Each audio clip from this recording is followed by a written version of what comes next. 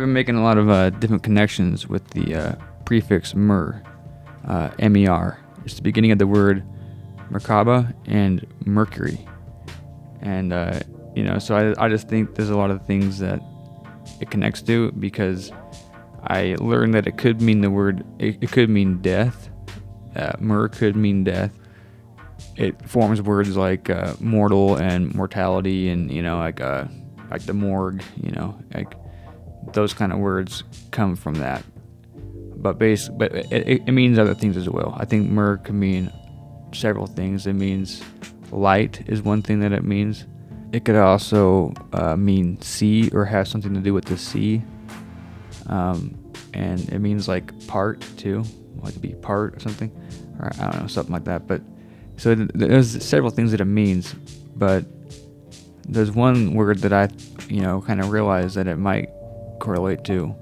It's not, the exact same spelling, But in a previous video, I also talked about different, myrrh, the gift that was given to Jesus, It's not spelled the same either, but I think there might be a correlation there as well, because myrrh is used for embalming practices, and that kind of relates to death, and it could mean death, and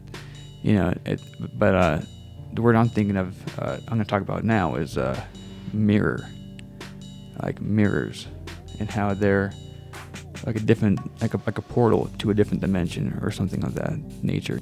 There's a couple other words that have the same prefix as a mirror, and it's miracle and mirage, and they kind of have similar meanings. And if you want to look at it a certain way, like miracle is a wondrous work of God. That's from Old French, and from Latin miraculum, which is an object of wonder. And mirage is like an optical illusion of objects reflected in a sheet of water in hot sandy deserts.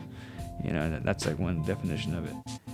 And it's also from another word that means to be reflected, and so like a reflection is obviously what a mirror does. What I thought was interesting is that like the word Merkaba, like what a Merkaba is it's two tetrahedrons like interlocking, and they're basically two tetrahedrons mirroring each other. It's just like two mirrored tetrahedrons pretty much, if you want to look at it that way. And so that's kind of interesting. But as I was saying, that mirrors kind of are like a portal or like a doorway or something to a different dimension. A lot of people kind of think that they could, like basically your reflection's like a different dimension or something, And so like a Merkaba is a vehicle that can take you to a different dimension. And so I think that they could relate in that way as well. Breaking a mirror is considered bad luck due to an ancient Roman belief that a reflection contained a piece of the soul, and damaging a mirror was seen as damaging the soul, leading to 7 years of bad fortune, because the soul was thought to take 7 years to renew. It's interesting that 7 is mentioned as it takes 7 years for the soul to renew and stuff. Because I've also heard that, when you reincarnate or something, it takes your soul, it takes 49 days for the soul to, reincarnate or something. And 49 is 7 times 7, or 7 weeks. Mirrors were also used for divination by Roman mirror seers in a practice called catoptromancy. If a mirror broke during a divination session, it was seen as an omen of imminent death for the person being divined about. And the mirrors were also obviously used for like scrying. John Dee had like a black obsidian mirror that he used for scrying, and so there was different versions of it that you could do. But like a mirror that was like lighter would be like a different way of observing it, basically. But it was something that was practiced pretty often. Mercury was historically used to make mirrors. The toxic and dangerous nature of the mercury process led to its eventual replacement. Mercury mirrors apparently had thicker glass, and so when placing a small object directly against the glass of a Mercury mirror, there will be a noticeable gap between the object and its reflection. On new mirrors, it will look like the object is almost touching its reflection. I think it's interesting that Mercury used to be used to make mirrors, and that those kind of mirrors were popular during the time that scrying was also very popular. And so I wonder if the Mercury, had some kind of, there was some kind of reason for the Mercury being there to make the scrying process easier, or something along those lines, because, I'm talking about how Mercury is like a mediator, and, it relates to the word Merkaba, which is a vehicle that takes you somewhere else, and a mirror is like a portal that, you can go somewhere else, through a portal basically with the mirror. And so it's just very strange that like Mercury was actually used to make mirrors. And also the fact that the Mercury mirrors had a more noticeable gap between the object that was being reflected, and the actual thing, and the reflection. And basically, I think that might, maybe it's like there's like a border there, that's like something that you cross over, and that is the Merkaba or the mirror, I don't know. The Venetian mirror makers were sworn to secrecy and locked up so as not to let out the precious method of the Mercury mirror production that all of Europe envied. The historically documented use of a scrying mirror, or witch's mirror, often involved mercury-backed mirrors, though the practice of scrying itself is more aligned with folklore than a verifiable historical method. Mercury was used for this purpose because its toxic nature meant that the craftsman who applied it had to be isolated, and was often executed if they attempted to leave their workplace to prevent the technology from spreading.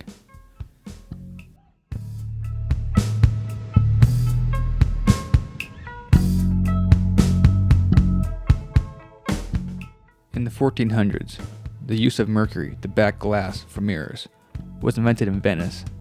The process involved depositing mercury onto a tin-layered glass surface to create the reflective coating. Mercury was highly toxic, and the process for creating these mirrors was a closely guarded secret. Craftsmen involved in the process were often prevented from leaving Venice, and leaving was punishable by death. Earlier I mentioned how the prefix mer, M-E-R, could mean death, or have something to do with death. And the people who, created the mercury mirrors, a lot of them ended up dying. Compared to previous methods such as polished metal or crude glass, the tin mercury amalgam technique produced mirrors with superior clarity and truer reflection. So possibly the fact that the mercury mirrors had a better reflection meant that they were better for scrying, and so they were used more for that purpose. And the mercury mirrors actually happen to be dominant from the 15th century to the early 20th century, which is, the same time that scrying was really popular and was, mostly done. Like, it's the same time that John Dee lived and everything. So and he had the black obsidian scrying mirror and stuff, and he was really known for doing that. And that's how he developed the Enochian language and stuff. So maybe that's why the process for making the mercury mirrors was a heavily guarded secret, was because they were using it for scrying, and they even referred to it as technology earlier. It's it was some kind of technology, and people have made the connection that cell phones and TVs and tablets and these kind of things are actually scrying mirrors basically, and they have the same functions basically. They can tell you anything you want. You can see your own. You can see anybody you want in the world on it and stuff So basically, they had the same ability as a scrying mirror would, and that's a technology. And so it's kind of strange, and so that's why the mercury mirrors were like a secret. And the mercury itself is some kind of mediator and stuff, and could have some kind of reason for being there to make the scrying easier. I've also mentioned before that red mercury was apparently used in technology, old technology, from the early 1900s. They actually had like read Mercury into technology. In astrological traditions, the planet Mercury is associated with communication, intellect, and the mind. This connection to conveying messages and insight made the element a symbolic tool for those seeking to communicate with supernatural entities. So it's interesting, like if technology had Mercury in it, and Mercury's kind of used to communicate with entities. And we know about scrying mirrors and how Mercury was used to make mirrors. It's kind of strange. Like you gotta think, like, is there Mercury inside of like our devices, like iPhones and TVs and stuff? Are they using Mercury in those as well? Are these things somehow like a portal for like a doorway or something for entities to come through or communicate to us through that? Like the AI and all this stuff, like these are basically entities speaking to us through it. And it's pretty strange. I even saw a video of like some guy putting a cell phone, it was like an older cell phone, in a microwave, and like a demon or something came out of it, and it was really strange. But so who knows how real the video was, but I mean, it's pretty weird. Like these things actually could be housing like demons in some way.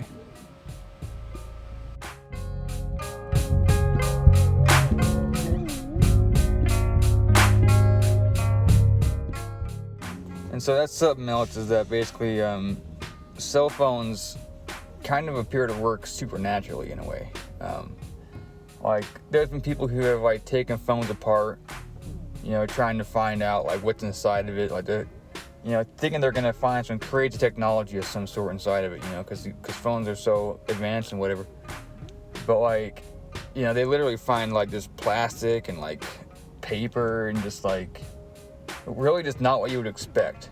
And it kind of just leaves you wondering, like, how is this phone actually working? Like, how does it actually work then? Because that's all that's inside of it. Like, how am I able to do all that I can do on the phone?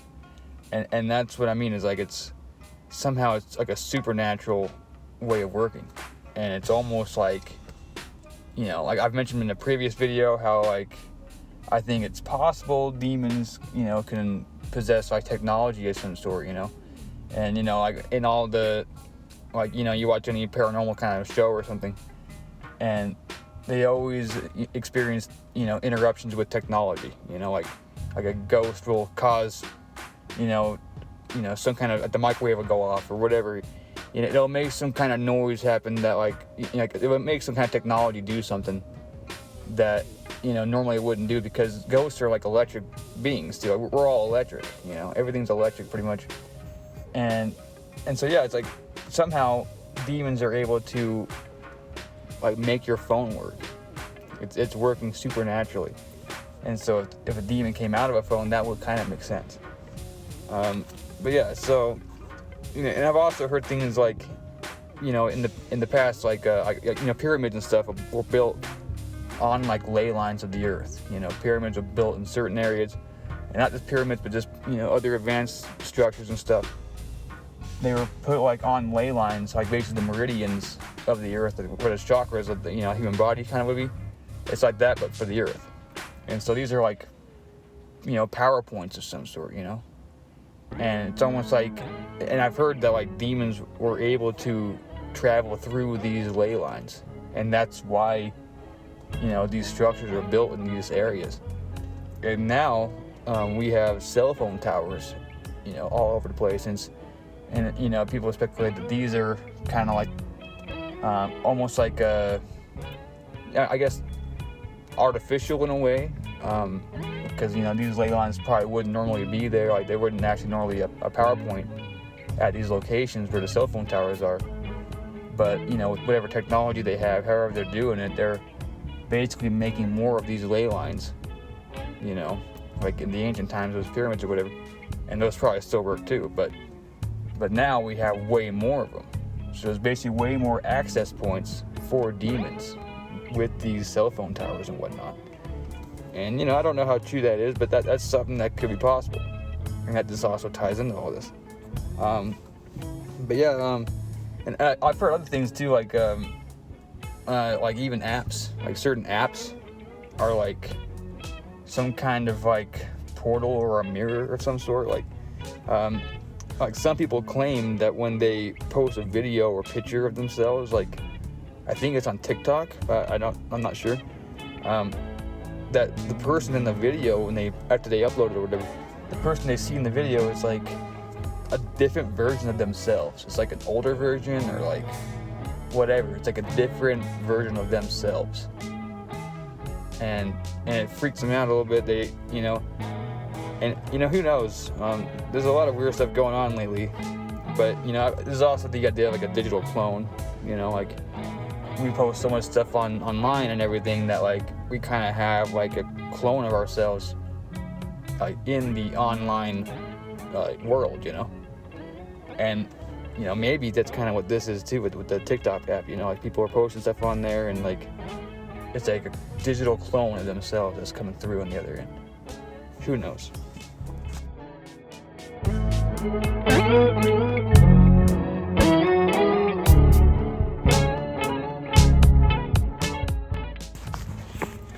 I also saw a video of some people basically showing that Mandela effects happen to them in the mirror, like with the Berenstain Bears thing or something. How it's spelled different at the end.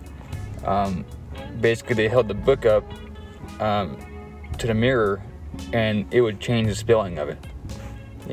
Without being in front of the mirror, it would spell a certain way, and then in front of the mirror, it would spell the Mandela effect way. And I wonder if other things like that are going on as well. Like you could prove that with other Mandela effects. And obviously, I don't know, these videos with all the technology, AI shit we got going on, like we don't know what's being faked and what's real anymore. It's all, you just gotta use discernment, obviously.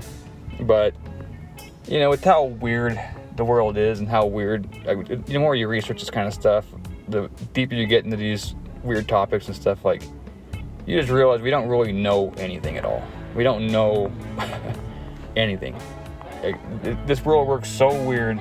There's just new weird things all the time that we're figuring out and stuff, and so I wouldn't put it past them. I wouldn't be too surprised if that's actually true, that literally you can see Mandela effects in the mirror. And like I said, mirrors are portals or whatever to different universes or whatever, dimensions, whatever you want to call it. And so basically, like, you're seeing a different universe in that mirror. And so that's why, because in that universe, that's how that's spelled. It's spelled in that way, which is a Mandela effect for us now. And, and somehow these things are crossing over. Like somehow our universes are like colliding. And so things are getting merged together, and now we're seeing both of them in the same universe. And it's all really weird. And I don't know. You got to take it with a grain of salt, obviously. But yeah, some weird stuff's going on. There's a lot to mention about mirrors alone and just how strange they are. And I'm going to get into that more later. But so I mentioned earlier that the prefix mer, M-E-R, could also mean light. It's something else. It means death. That's definitely something that means. But it also could mean light. And particularly when referring to ancient Egyptian and Hebrew roots, where mer means light, and ka refers to spirit, and ba means body, together symbolizing the spiritual essence and body surrounded by light. And so it's like Merkaba. Merkaba is the thing that encompasses your soul or whatever, and takes it to different dimensions and whatnot. That word itself has those three meanings, light, spirit, and body. And it's kind of like the Holy Trinity in a way. That's kind of the way I see it. There's always three things like that. But anyways, it's just interesting that the prefix mer could also mean light, because I've been talking about how, I think that prefix also correlates to mirror, the word mirror. And, basically mirrors reflect light. That's what they do. If there's no light, then there's nothing in the mirror, you know? And so it's just kind of strange that's what it means. And, you know, and I also mentioned before that myrrh could, you know, have something to do with the sea, with, you know, like mermaids and stuff. And so basically, that word could also mean sea, and sea, like the ocean or water, you know, it's also reflective like a mirror. It reflects light as well. And so it just, once you start looking at it, like, you can just tell how these prefixes of words and stuff, like they have multiple meanings, but they all kind of go back to the same thing in some way. You know, it's just very strange how it works. Words are weird. So apparently, facing two mirrors together is said to open portals and let evil spirits through. Mirrors reflect light, and when two mirrors face each other, the light bounces back and forth between the two mirrors, and it creates a sort of reflection tunnel that appears to go on for infinity. And the light gets dimmer with each reflection, and so basically it becomes black eventually. So, like, you know, you see the tunnel of the mirrors or whatever, the mirror tunnel, and it just, the very end of it, it's like a little black spot, you know, it just turns black basically. And like I said, you know, like, if there's no light, there's nothing to reflect, you know. And it's just weird, you know. And, you know, God said to be the light of the world and everything, but then Lucifer's the light bearer, and it's just confusing.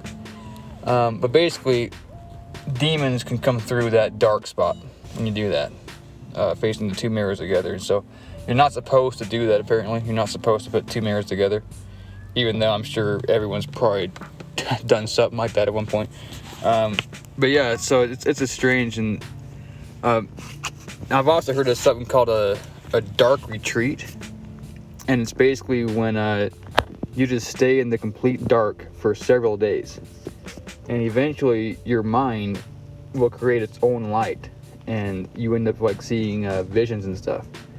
And so basically you start hallucinating, and, you know, and it's, I think it's all kind of like psychedelic, you know, like adrenochrome, DMT, you know, but then you can do it more natural ways like that. You know, you can do it just by not having any light around or something. And I've heard the same thing with, like, you know, sound or something.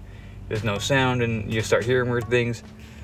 But yeah, so basically a dark retreat is when you just don't have any light, and you start having visions and stuff. So it's like, it's strange. So it's kind of showing you that light's coming from somewhere else anyways. Like, you're in a place with no light at all, but somehow you're still seeing things. Somehow light is still appearing in your mind, you know. So like, it just kind of shows your mind's kind of creating everything.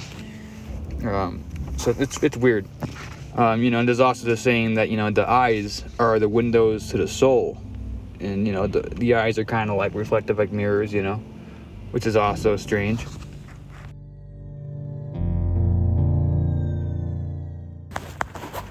In the movie Constantine, he like looks into a cat's eyes. You know, he just kind of stares into a cat's eyes for a while, and then he goes to hell.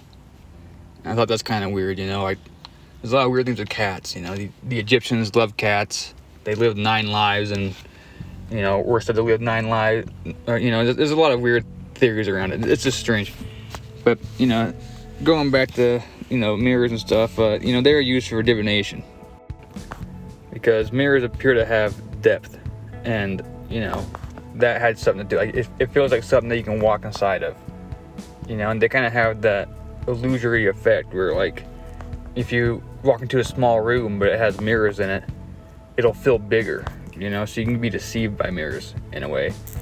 And so I think there's a lot of reasons. And, you know, I mentioned earlier the Mercury mirrors. There was actually Mercury in the mirrors, and, you know, I've been talking about, you know, Mercury throughout all my videos, pretty much just talking about the Hermesenic thing and stuff, and how they're all mediators, and, you know, and a mirror is something that can potentially take you to a different, you know, universe or whatever.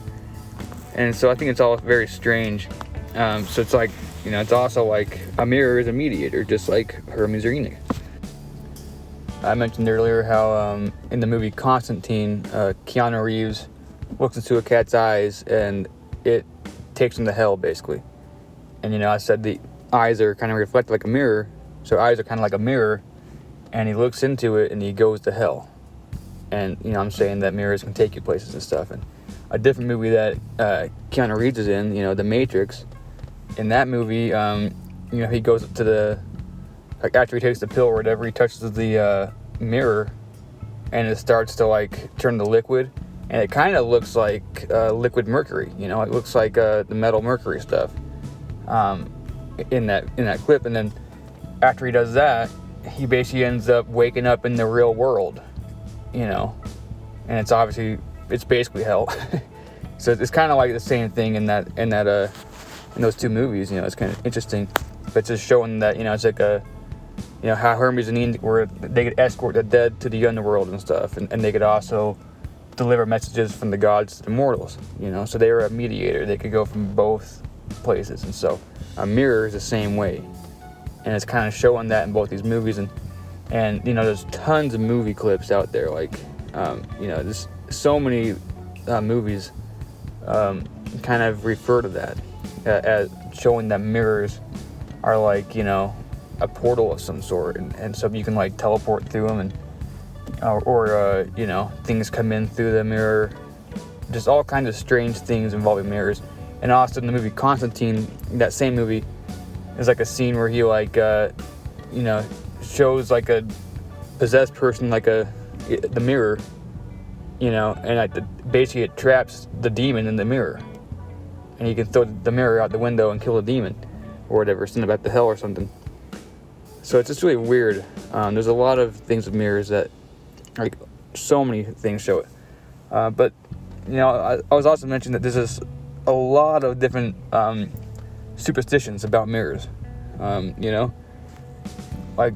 You're supposed to cover mirrors in a home after someone dies because of that kind of thing, basically saying that that their soul could get trapped in the mirror afterwards, if they're dead and they're floating around the house or something, that somehow their soul can get trapped in the mirror, the same way in that movie the demon got trapped in it. And it's that same idea of people getting trapped in mirrors is shown in a lot of movies and other things like that. So that, and also there's things like Bloody Mary, which is pretty popular. Just the idea that you can stand in front of a mirror and chant something,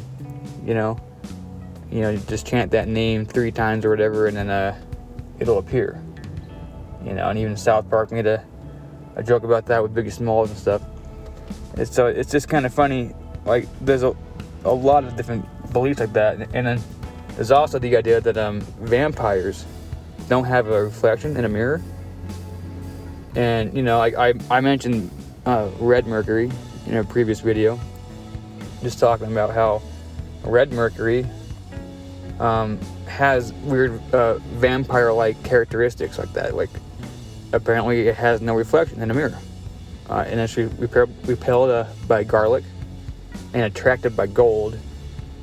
And I feel like there's one other thing I'm missing about it, but basically, the red mercury is like a vampire. Mercury is used to make mirrors. Red mercury has no reflection in the mirror. Vampires don't have reflection in the mirror, and it's because vampires were said to not have a soul. And I said that that's what the Romans believed, is that a reflection contained a piece of the soul. And so if you didn't have a soul, you wouldn't have a reflection.